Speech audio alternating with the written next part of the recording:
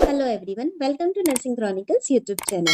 आज की इस वीडियो में हम नॉर्सेट 6 के लिए कुछ important multiple choice question series को देखेंगे। सबसे फर्स्ट क्वेश्चन है हमारा, Meenu post operative vital signs are a blood pressure of 80/50 mm of Hg, pulse rate is 140 beat per minute and respiratory rate is 32 per minute. Suspecting shock, which of the following orders would the nurse question? यहाँ पर हमारे पास एक patient है जिसका नाम मीनू है। Post operatively उसके vital science हमें बताए गए हैं, जो कि है blood pressure 80/50 mm of Hg, pulse 140 और रेस्पिरेटरी रेट जो है वो 32। यहाँ पर हम सस्पेक्टेड कर रहे हैं कि शॉक जैसा कंडीशन हो सकता है। इसके अंदर हमें जो ऑर्डर्स दिए गए उसमें से कौन से ऑर्डर्स के अंदर नर्स को क्वेश्चन करना चाहिए? सबसे फर्स्ट ऑप्शन है हमारा, put the client in a modified Trendelenburg position.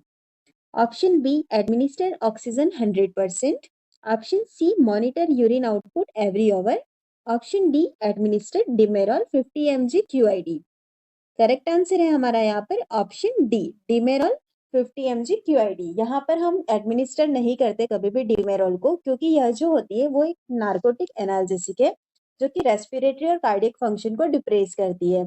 इसलिए हम शॉक वाले पेशेंट के अंदर डिमेरॉल नहीं एडमिनिस्टर करते हैं। बाकी के जो तीनों ऑप्शन है वो हम एक्सपेक्ट कर सकते हैं कि ऐसी कंडीशन के अंदर ऑर्डर किया जा सकता है। नेक्स्ट क्वेश्चन है, Geeta returns from the post anaesthesia care unit with a NG tube in place following a gallbladder surgery. She continues to complain of nausea, which action would the nurse take? Geeta नाम की patient है जो कि post anaesthesia care unit के अंदर आई है। उसका gall bladder surgery हुआ था और नेजोगैस्ट्रिक ट्यूब जो है वो इन प्लेस है।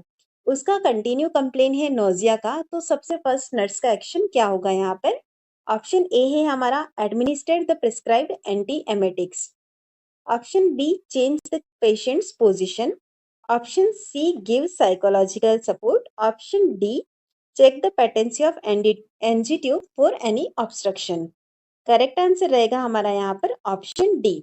हमें ऐसी कंडीशन के अंदर सबसे फर्स्ट नेजोगैस्ट्रिक ट्यूब जो है उसका पेटेंसी को चेक करना होगा, क्योंकि जब भी कोई एब्डोमिनल सर्जरी होती है तो वहां पर गैस्ट्रिक डिस्टेंशन एग्रावेट होने की वजह से ऑब्स्ट्रक्शन हो सकता है। इसलिए यहाँ पर सबसे फर्स्ट ऑप्शन होगा हमारा नेजोगैस्ट्रिक ट्यूब का पेटेंसी चेक करना। नेक्स्ट क्वेश्चन है हमारा, Anisha received atropine sulfate, a pre-medication 30 minutes ago, and is now complaining of dry mouth and her pulse rate is higher than before the medication was administered. The nurse's best। एक अनीशा नाम की patient है जिसको 30 minute पहले as a pre medication atropine sulphate को administer किया गया था। नाउ उसकी कंप्लेन है ड्राई माउथ और उसकी जो पल्स रेट है वो बिफोर मेडिकेशन जो थी एडमिनिस्टर करने से पहले उससे हायर है। तो ऐसी कंडीशन के अंदर बेस्ट क्या होगा? Option A, the patient is having an allergic reaction to the drug. Option B, the patient needs a higher dose of this drug. Option C, this is normal side effect of atropine sulphate. Option D, the patient is anxious about upcoming surgery. Right answer है हमारा यहाँ पर option सी। Atropine sulphate जो है यह उसका normal side effect है। Atropine sulphate एक वेगोलाइटिक ड्रग है जिसके अंदर के डिक्रीज ओरोफैरिंजियल सिक्रेशन होते हैं और हार्ट रेट इंक्रीज हो जाती है। नेक्स्ट क्वेश्चन है हमारा, which of the statements by the client to the nurse indicates a risk factor for CAD? यहाँ पर कौन सा ऐसा स्टेटमेंट है क्लाइंट का जो कि नर्स को इंडिकेट करता है कि यह CAD का रिस्क फैक्टर है? CAD का मतलब है यहाँ पर कोरोनरी आर्टरी डिजीज। तो बेसिकली यहाँ पर कोरोनरी आर्टरी डिजीज का रिस्क फैक्टर कौन सा है ये बताना है। Option A, I exercise every other day. Option B, my father died of myasthenia gravis. Option C, my cholesterol is 180। Option D, I smoke 2 packets of cigarettes per day. Right answer है हमारा यहाँ पर option D, I smoke 2 packets of cigarette per day. Cigarettes जो होती है यानी कि smoking एक मेजर मॉडिफाइबल रिस्क फैक्टर है कोरोनरी आर्टरी डिजीज का। इसके अलावा बाकी के तीनों ऑप्शंस रिस्क फैक्टर के अंदर नहीं आ रहे हैं। नेक्स्ट क्वेश्चन है, the nurse ask a client with A history of alcoholism about recent drinking behavior. The client states that I didn't hurt to anyone. I just like to have a good time and drinking helps me to relax. The client is using which defense mechanism? एक history of alcoholism वाला patient है जिसका कि recent जो है वो भी drinking वाला ही बिहेवियर है। ऐसी कंडीशन के अंदर क्लाइंट स्टेट करता है कि I didn't hurt to anyone, वो किसी को हर्ट नहीं कर रहा है, लेकिन वह एक गुड टाइम बिताना चाहता है जिसमें कि ड्रिंकिंग उसको रिलैक्स करने के लिए हेल्प करता है। यह जो स्टेटमेंट है इसके अंदर कौन सा डिफेंस मैकेनिज्म यूज किया गया है? Option A rationalisation, option B denial, option C projection, option D all of the above. Correct answer है हमारा यहाँ पर ऑप्शन ए रैशनलाइजेशन। यहाँ पर जो है वो रैशनलाइजेशन है क्योंकि पेशेंट एक्सेप्ट कर रहा है उसका बिहेवियर और उसी के साथ ही वो जस्टिफाई करके एक्सक्यूज भी बना रहा है।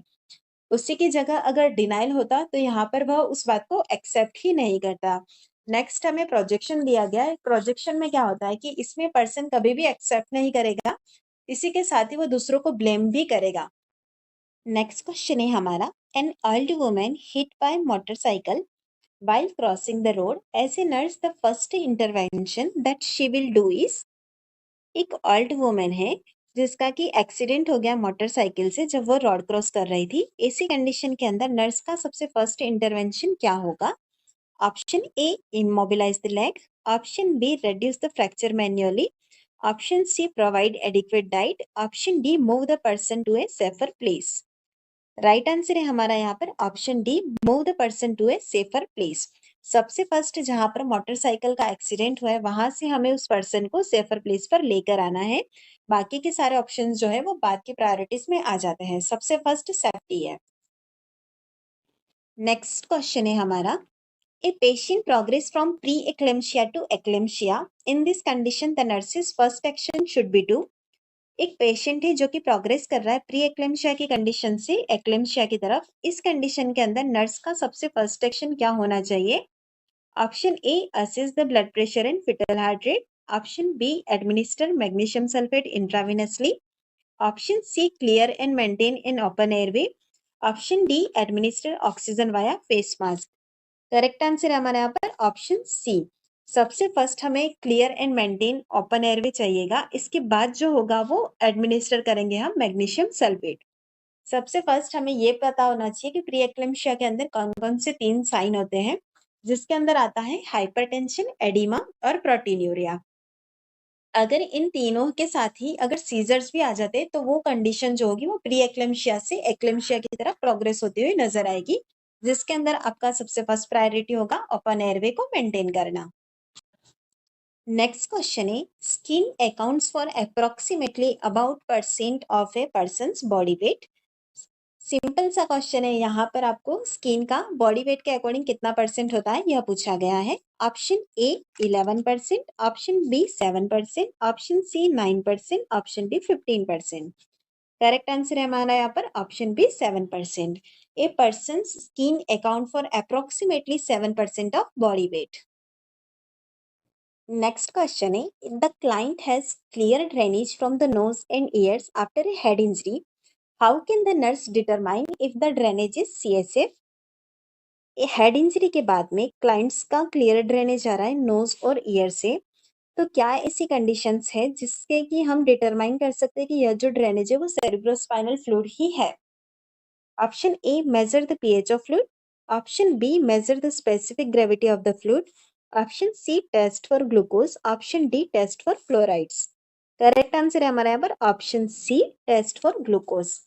Cerebrospinal fluid contains a large amount of glucose which can be detected by using glucose tricks। इसीलिए अगर ग्लूकोज प्रेजेंट है तो वह यह इंडिकेट कर रहा है कि यह जो फ्लूइड है वो CSF है। नेक्स्ट क्वेश्चन है, which among the following is an indication of portal hypertension. निम्न में से कौन सा पोर्टल हाइपरटेंशन का इंडिकेशन है? Option A asterixis, option B elevated blood pressure, option C confusion, option D haematemesis. Right answer है हमारा यहाँ पर option D haematemesis. Portal hypertension का मतलब है कि हेपेटिक वेनस प्रेशर जो है वो बढ़ रहा है, जिसकी वजह से इसोफेजियल वेरिसिस और गैस्ट्रिक वेरिसिस के अंदर हेमरेज के चांसेस होते हैं। इस वजह से हमें इंडिकेशन के तौर पर देखने को मिलेगा हेमेटेमेसिस और मेलेना। नेक्स्ट क्वेश्चन है हमारा, which of the following is used as an antidote for organophosphorus poisoning. Organophosphorus poisoning जिसे कि शॉर्ट में ओपी पॉइजनिंग भी बोलते हैं, इसके अंदर कौन सा एंटीडोट निम्न में से दिया जाता है? Option A atropine, option B Avil, option C adrenaline, option D amiodarone. Right answer है हमारा यहाँ पर ऑप्शन ए एट्रोपिन।